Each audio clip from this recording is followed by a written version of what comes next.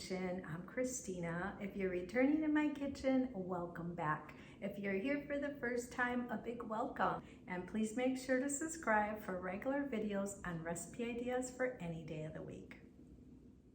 With a couple of overripe bananas on my counter, today I'm inspired to make banana bread.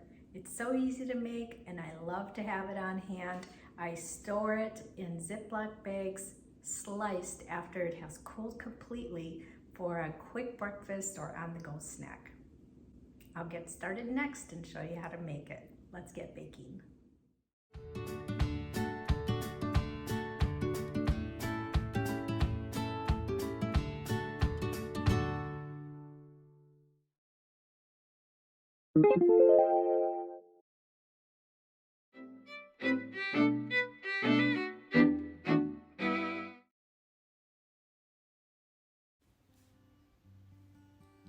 I like to start out mixing my dry ingredients together. I mix out 2 cups of flour followed by 1 teaspoon of baking soda and lastly a pinch of salt. I'm only placing the salt in this little bowl so you can see it better. Using a whisk, I give everything a quick stir so it's incorporated well together.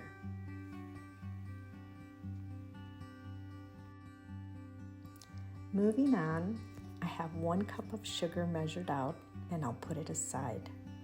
Next, I need half a cup of butter, which is a stick of butter, and a stick of butter totals 8 tablespoons.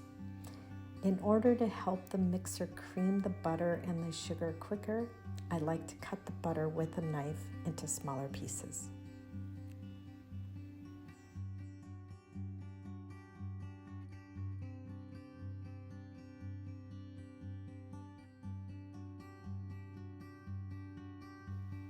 With this aside, I get my wet ingredients prepared next. I crack 2 eggs into separate bowls. The reason I do this is to make it easier for me to pour the eggs into the mixture one at a time. Now measure out half a cup of milk. As you can see, today I'm using almond milk instead of cow's milk, which is totally fine. I also like to add the vanilla to the milk as well.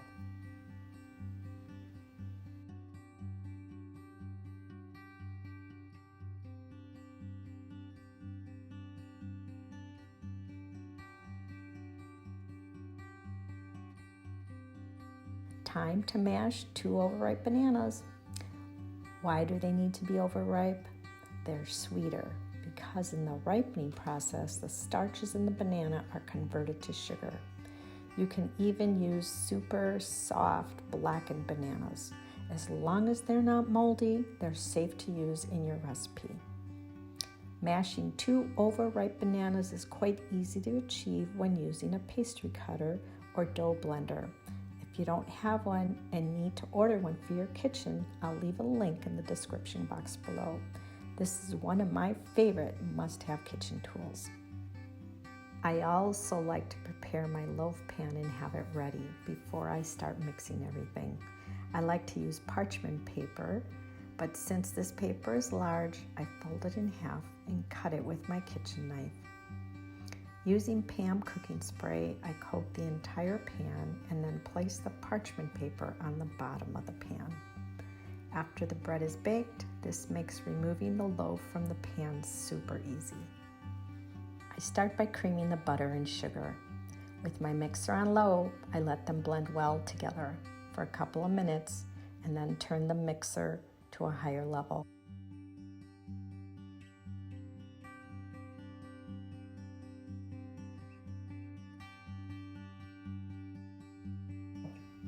After a few minutes, you're ready to add the eggs. The eggs go in one at a time, and once this is all mixed together, I add the mashed bananas.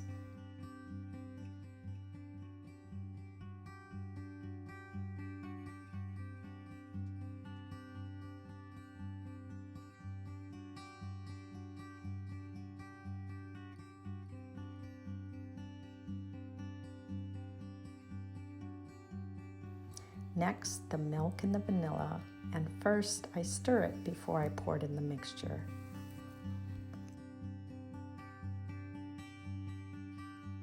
Lastly, go in the dry ingredients. I spoon it slowly, 1 spoonful at a time, to help it all blend well together.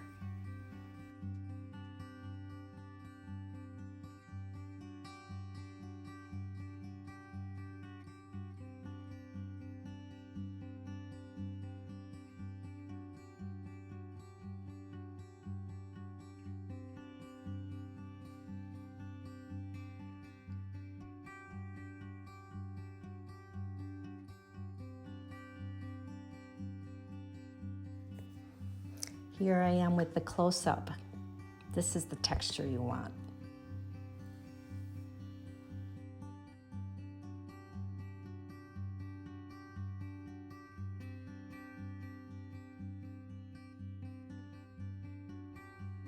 Give the banana bread a quick stir and then pour it into your loaf pan and smooth it out as best you can.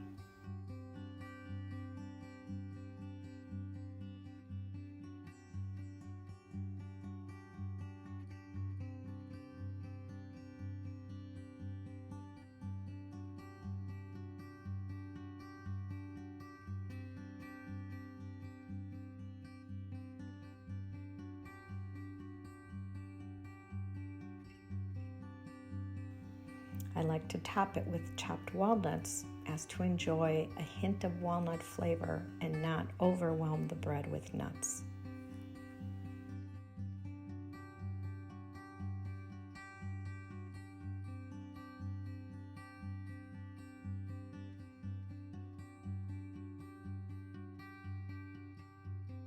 Place your pan in a preheated oven on the center rack.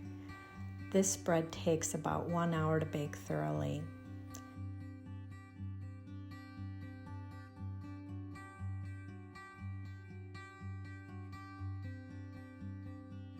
To check for its doneness, use a toothpick and insert the toothpick in the center of the loaf.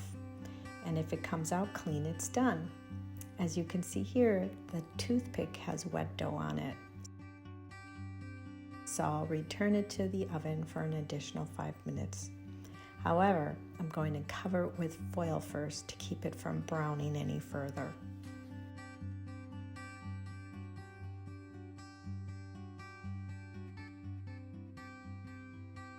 Using a new toothpick, I can see that it is completely done since my toothpick came out clean.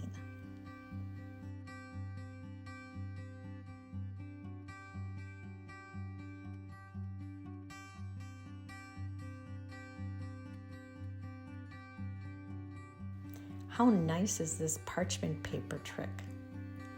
I'll put it aside to cool. Once it's cool enough to handle, I'll cut it into slices and serve it with butter.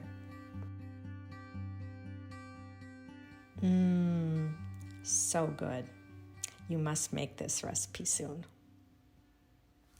If you've enjoyed this video, please give me a thumbs up, share with a friend, and subscribe for more great recipe ideas. Thanks so much for joining me today. See you next time.